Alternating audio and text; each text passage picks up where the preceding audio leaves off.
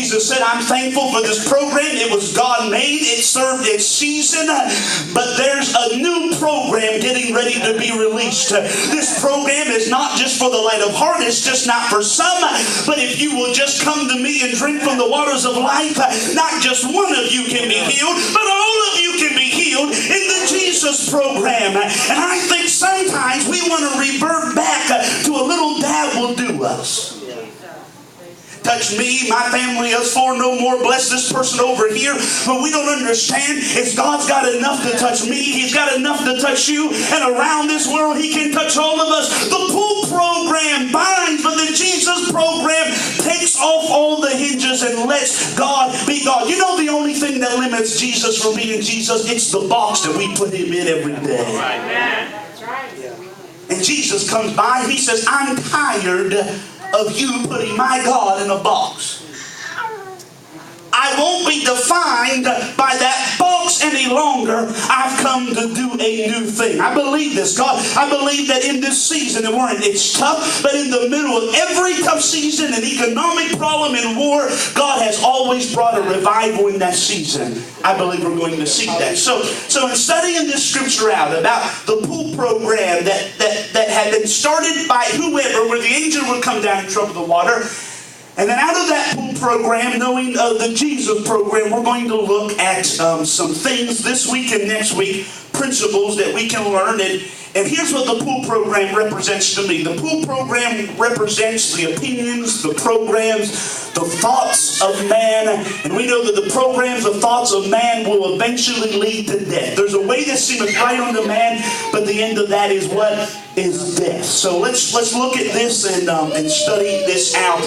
Number one. The first point, number one, the pool program has limitations, but the Jesus program has no limitations. The pool program has limitations, but the Jesus program has no limitations. Meaning this, the program of man has its limits, but the program of Jesus Christ has no limits. It is limitless. It has no thoughts, no bounds. And here's what the writer writes here in John 5, verses 4 through 5. It says this, for an angel went down. Now notice the wording here. Here's the pool program lingo. At a certain time, say that with me, 1, 2, 3, a certain time into the pool and stirred up the water. Then whoever stepped in first after the stirring of the water was made well of whatever disease he had. Now a certain man, 1, 2, 3, say certain man, a certain man. Notice the limitations of the pool program or man's program. The limitations here is that it only deals with certain. And here's what I found about man. The most certain programs of man is very uncertain at best. How many times have you heard a man tell you something that was certain? Don't get mad at me. How many times have you heard a politician tell you something that was going to happen if they got elected? And they say, you elect me and this is certainly going to happen.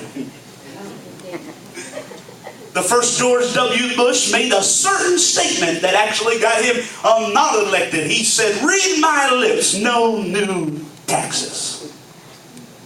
That was a certain statement. A guaranteed statement. But no matter how good our intentions can be, let's be real, man cannot make guarantees. We don't know life, we don't know the world, we are not God. And man makes certain comments. Our president here made a guarantee. If we do this bailout of $1 trillion, I guarantee unemployment will not rise. It's certain not to rise past 8%. People have good intentions. Man makes comments. And today I'm a little afraid that we make guaranteed comments. We guarantee things, but here's the truth of the matter. We cannot guarantee anything outside of Jesus Christ. I can't guarantee that we're going to be here tomorrow. You hear me? I can't guarantee that we're going to be here next week, next month. I don't know how this world's going to shape out, but I know one thing. In Jesus Christ we have a certainty. I don't know how how tomorrow is going to play out, but I do know He that holds tomorrow. One thing I am certain about it is that in God I live, in God I move, and in God I have my being. Give Jesus a hand clap of praise. Man is uncertain.